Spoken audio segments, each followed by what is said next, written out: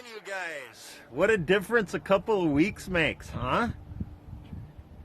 Crazy. You know, I've been hunting really hard for a couple of weeks, and I think the last video I published on my YouTube, all the trees behind me were green. And I think it was blue sky and it was beautiful.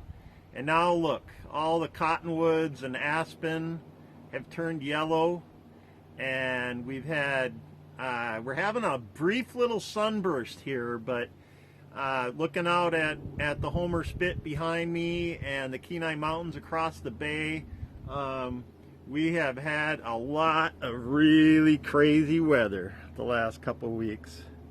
The lighting's going to be real harsh, but you can see a lot of clouds and fog and rain across the bay. The mountains are socked in and so forth.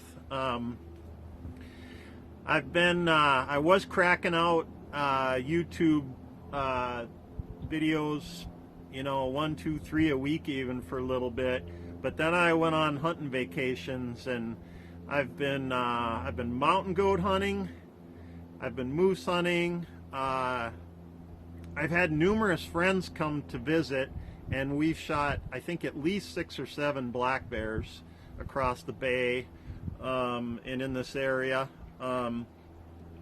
Yeah, we've been halibut fishing, we've been rockfish fishing, lingcod fishing, sea duck hunting. There's been lots going on. I'm making preparations to do a lot more hunting trips and getting ready for the trapping season. I'll be really focusing on trapping lynx this season. That's my first time ever doing that, so there's lots of great content to come. What I'm doing right now is trying to catch back up on all the things that I've done, and the bears came fast and easy this year, and so I'm going to rip through a bunch of the bear hunting stories. I published earlier today, I published my first video of the first bear I got, and that one was sort of part of the mountain goat hunting saga. And so that one was kind of long, and yeah, I hope you stuck with it and watched through it, because it was a great story. It was the first story I did with mostly photos and voiceover. The next ones, we ripped off a half a dozen bears really fast. My friend Wayne from Minnesota, that's what this story is about, and it'll be much shorter than the previous one. I'm going to tell you the story, and I'm going to add a bunch of photos on at the end, and it'll be short and sweet, but it was a really interesting bear. So after we went mountain goat hunting, got weathered out, came down the mountain, we spent a day recuperating, and then Wayne had a bear tag, which isn't a small investment, but it is about the easiest thing you can do here in Alaska as a non-resident. So Wayne got his bear tag. I think it was about $600, and then we went looking for a bear. And I'll add some video of, we saw lots of bears. We passed up some sows and cubs, we passed up some small bears, and then we saw this really interesting bear. He had a white head. We saw a bear with a white head, kind of like a panda bear, and we followed him down the shore for a long ways. He was headed south, he was headed into the wind. We were creeping along the shore from behind with the boat, but we were gaining on him, and we're looking him over, and my friend Lauren, he had thought he had hit the recording button, and he was supposed to be recording it, and something went wrong with that.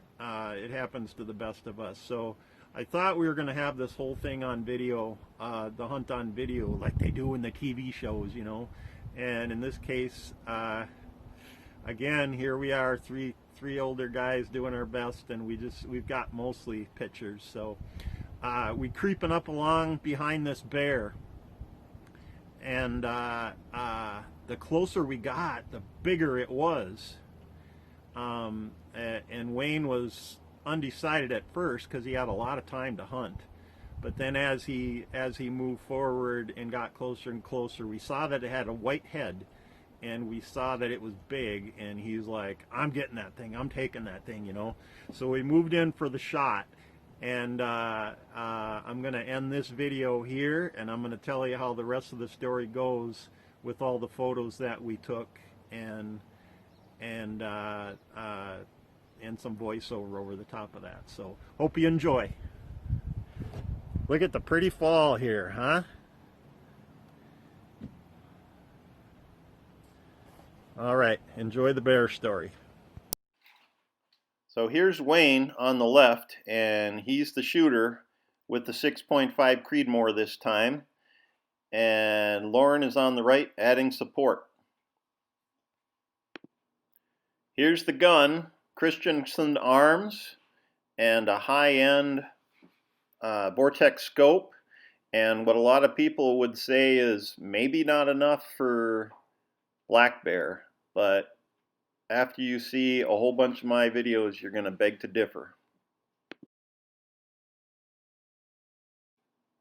Like I said earlier, we did not get the kill shot on video, but look at this amazing bear. Wayne shot the bear from the boat at a standstill, probably about 50 yards or less. And the bear tipped right over and fell in the water. And not only was he instantly dead, but if he wasn't instantly dead, he was going to drown.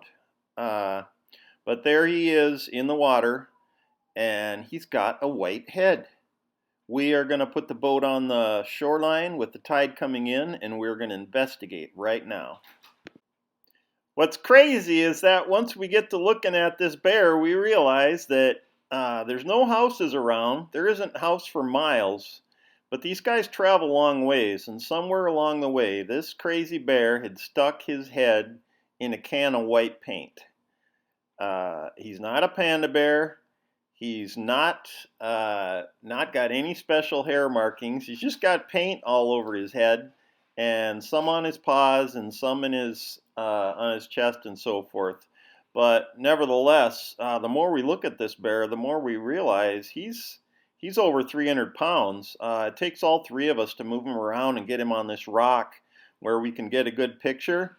And we just no ground shrinkage on this one. Wrestled around with this bear. We got some high fives going. We're pretty impressed with the size. We're really impressed with the Creedmoore and the job that it did.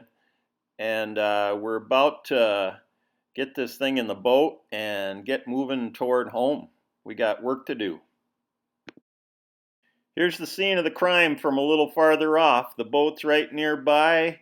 We're about to, all three of us, grab this bear and drag him over as best as we can. It takes all three of us to move it and throw it in the front of the boat here. Here we go. Okay, wait, one more picture. And that's a wrap. After driving around looking for bears for not very long, maybe an hour or two, and passing up a couple of smaller bears and a sow with a cub, here we made the stock and put this bear down, took a few pictures, and had it in the boat within about 5 or 10 minutes. Now we're off for home and butchering the bear and skinning the bear and prepping it for bringing it into Fish and Game to have the hide and skull sealed. Wayne's going to bring it back to Minnesota with him and have a little treasure for his house. The meat stays behind with me where my family and I will eat it. And that is the second bear now we've taken with the 6.5 Creedmoore. There's going to be more to come. I hope you like, I hope you subscribe, I hope you share, and stay tuned for our next hunting adventure. Thanks for watching.